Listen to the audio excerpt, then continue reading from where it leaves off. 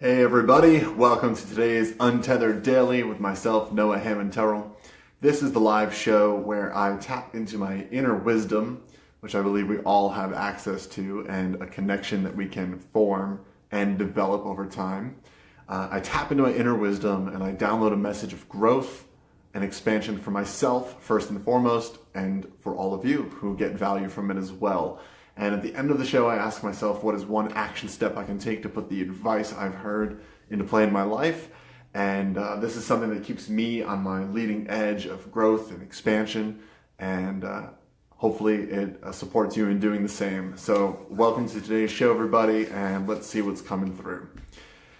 What do I most need to hear for my highest good and for the highest good of all other beings involved? What I most need to hear for my highest good.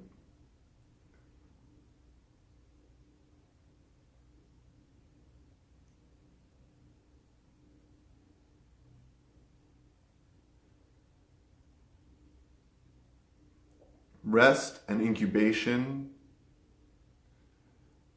are the same side of the coin of implementation. Rest and incubation go along with implementation. And if you think about flipping a coin, heads, tails, rest and incubation, implementation, rest and incubation, implementation, rest and incubation, implementation. Expand, contract. Listen, act.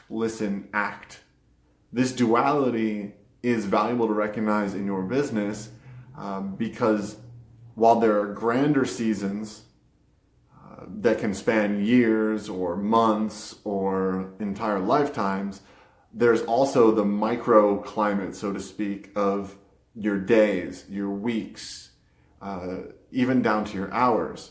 And if you think about this analogy of flipping the coin, once again, both sides are required for there to be a positive outcome.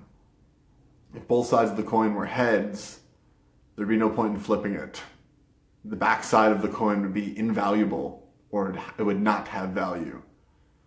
So recognize that your job is to listen and act, to rest and incubate, which can also give you, specifically you get your best ideas when you give yourself spaciousness, when you give yourself time, when you give yourself a surrendered opportunity to receive.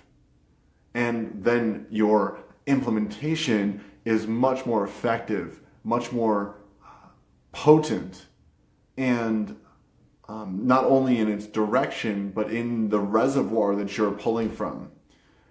For whatever reason, I'm getting the vision of Iron Man. If Iron Man has an empty battery, it doesn't matter that he's still willing to show up and fight the fight. He's not going to be very much good to anybody. The same is true for you.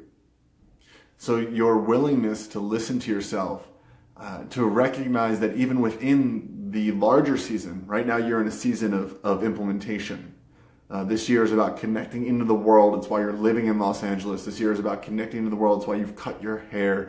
This year is about connecting and grounding everything that you've been cultivating through your last 6 years of intense spiritual study and travel and incubation.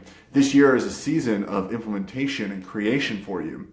And along with that, there's the micro seasons of rest and listening and implementation and execution. Cool. What else? Give yourself a break when you feel you need a break. Don't hustle or grind because that's what a season of implementation typically looks like. Your implementation becomes much more effective when you're able to pay attention to the nuances of your energy and to respond accordingly. And for the part of your mind that doubts, the part of your mind that says, hey, implementation sometimes looks like pushing through the barriers of resistance to the tasks at hand. This is true. And sometimes resistance looks like being unwilling to fill yourself up with rest, with listening, with spaciousness. Sometimes resistance looks like an addiction to doing that is actually avoiding the stillness and the quiet that comes in the spaciousness that you give yourself for rest. Sometimes that's the resistance that you have to defeat in order to have your greatest creation come into being. Cool. Anything else?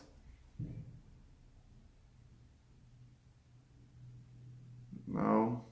What I'm hearing for an action step is something like the question, answering the question, what is one thing I can do to more fully and proactively give to myself in a rejuvenating, nourishing, and self-loving way? Cool. Hey, thanks for the comments. Thanks for tuning in, Charlie, Ted. Nice to see you guys.